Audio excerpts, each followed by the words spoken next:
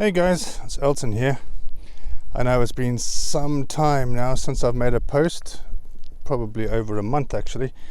The reason being is I have taken on a job working on a campsite. Yes, it's kind of thrown a spanner in the works of traveling as much as possible. However, needs must. As some of you will know, I have recently spent quite a bit of money on putting a tow bar in the van, buying a trailer, and then buying a motorcycle. So I needed to replenish that money. I did launch my photography business in June of 2019, and it was just starting to get some traction when the C word hit and kind of destroyed that business. So I'm in the process of trying to relaunch that business, offering commercial photography services. However, as with any business, you need a bit of money to throw at marketing to make it viable. So hence taking this job on a campsite, which gives me the opportunity to earn some cash. So pros and cons of working on a campsite. I'm never sure which way to really start these things. If you prefer to hear the bad news first or the good news. Personally, I prefer to get the bad news first and then have that sweetened with some good news at the end. So, cons. And these cons and pros are obviously for myself. Your circumstances may change, and you might think actually working on a campsite is perfect for you. For me, the cons are obviously number one, not traveling as much as I would like. I am currently on I think it's about 3.5 month contract to work at this particular campsite, which means that for 3.5 months I'm not going to be traveling extensively. However, it does allow me the opportunity to travel. I've still got my motorcycle, of course. So in the evenings and on my days off, which I have 2 days off a week, I can still get out and about and do exploration of the local area, South Devon. Well, when I say local, I mean I'm quite happy to ride out 50, 100 miles and go and explore. So don't fret. I will still continue to make videos, and I will actually start to, during this downtime, if you like, where I'm not going to be freely traveling, I am going to start putting more time and effort into also creating photography related content, as this channel was always meant to be a mix of both van life and photography related content. So this seems like a good time to start introducing the photography related content. So we're going to, in the photography stuff, we'll kind of cover the basics right from the start, understanding the basics of photography, what equipment I use, basic photo editing, that kind of stuff. So if you're new to photography, or you just want to get some ideas of kit and how to edit your images to make them look better at the end, do subscribe if you haven't already done so. So that's con number one, is, as I say, the fact that I'm not freely able to travel. Con number two is minimum wage. So I am currently earning minimum wage, and to be fair, I'm happy with that. I don't have an issue with it. There's absolutely no stress involved with this job. However, a lot of my friends and family do question my sanity. When I worked in IT for 30 odd years, and I was on a pretty decent salary by the time I called it quits there. So I do get a lot of friends and family, and even people I just meet on the campsite, saying to me, well, why don't you go back into your career? Employers are happy or willing to allow remote working these days. Why not go back into IT and do project management or business analysis, change control, etc. And to be honest, I just don't want to. I didn't sell my house and undertake this massive life change just to be back in my career. With my career, and if I do go back into the world, comes a lot of stress. Yes, the money is good, etc. But the stress factor is back in my life again, and I'm really not interested in that. What I would rather do is work for minimum wage. At the end of my shift, I have nothing to worry about. There's nothing for me to consider for what I need to do tomorrow, or prep for tomorrow, or get calls at ridiculous o'clock at night. So if money is important to you, then working as a campsite warden at minimum wage is probably not going to tick the box for you there. I'm working for one of the two major clubs in the UK. I do know that there are Facebook groups where independent campsites also advertise, and they typically do pay a little bit more than minimum wage, but not much more. Con number 2, salary, minimum wage. Con number 3, hard graft. So there's a lot of manual labor involved with this job, with working on a campsite. You are on your feet a lot. If you're working, typically we're working between 7 to 10 hour shifts. And on a 7-hour shift, expect to be on your feet for at least 5 hours. On a 10-hour shift, 8 hours. There's a lot of manual work, such as cutting grass. Some of that is riding tractor mower. Some of that is push mower. Some of that is trimmer. Some of that is hedge trimmers. You've got to clean toilets and shower blocks, etc. To be fair, that was one of the things I was dreading the most, was cleaning toilets. But so far, I've not been met with anything that made me gag.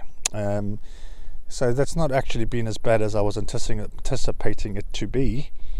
But it is long shifts, and it is a lot of time on your feet and running around. Obviously, pitching campers as they arrive at the site, you're backwards and forwards. From the front gate to pitching them to back to the office to register them on the machines, etc. So you have to have a certain level of fitness and ability to be able to be a campsite warden, because for the club I work for anyway, it's expected that you do all functions. So you're not just in the office doing admin type stuff. You're expected to be able to work the systems, the computer systems, clean the toilets, ride the tractor mower, push a push mower, use a trimmer, etc. So that's probably the main reason why I've been quiet for the past month, is because I've been getting used to these long hours and manual labor. It's kind of taken, in IT, there's not a hell of a lot of manual labor involved, and you're not on your feet or walking up and down all day long. So 30 years of not doing a hell of a lot of activity in my job, it did mean that I have taken a few weeks just to get settled into this, because the first couple of weeks I would get off shift with all intentions to come and create some videos for you guys, and within half an hour sitting down, the batteries fell off. Well, the wheels fell off and the batteries died. So I've now started to get into a routine where I've still got a bit of life in me after shift, and I've come down to Start Point here in South Devon tonight to come and explore and see the lighthouse. And I thought, while I'm here, I'll just update you on what's going on. So that was con number 3, I believe. So pros. The first pro is probably just being in one place for a while. As I'm kind of indefinitely on the road, it can get a bit much, constantly worrying about where I'm staying the next day, where I'm going to find a place to park up, meeting people and then having to say goodbye. It does get a bit taxing, to be honest, constantly moving around. So one of the positives of working at a campsite is just standing still for a while. So as I say, this particular contract's only 3.5 months. I have, however, requested or applied for a winter contract, which will see me then working on a different campsite during the winter period. Because to be honest, through last winter I didn't get out and about that much, and a lot of things that I want to see on my list are actually closed during the winter months anyway. So yeah, pro number one, just having some stability for a while. And so what I've been able to do, because I'm in one place for a little while, is register with a doctor, get a few things checked out that I wasn't able to do while I was constantly traveling. Been referred to a hospital for some tests, seen a dentist, had a filling done, etc. So all things that I wasn't easily able to do whilst I was constantly on the move. So yeah, pro number one, stability, or just stopping. Pro number two, so despite taking up van life and really enjoying my time to myself and on my own, I have no issues with being alone. I am also a very social person, so I'm an introvert extrovert. So it was starting to get pretty lonely, to be honest, on the road. Yes, I try to chat with everybody and everything, but it does get lonely. So pro number two for me is just being with people.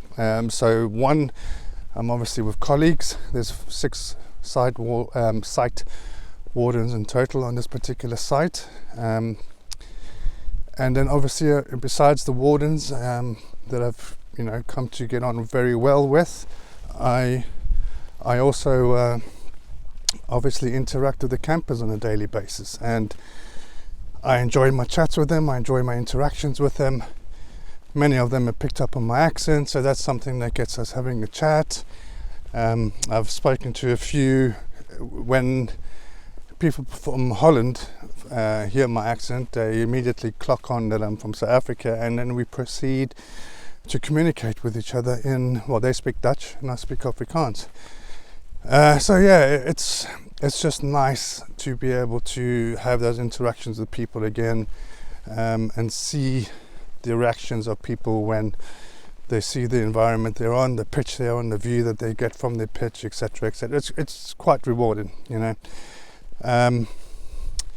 yeah, so that's pro number 2, 3, I think.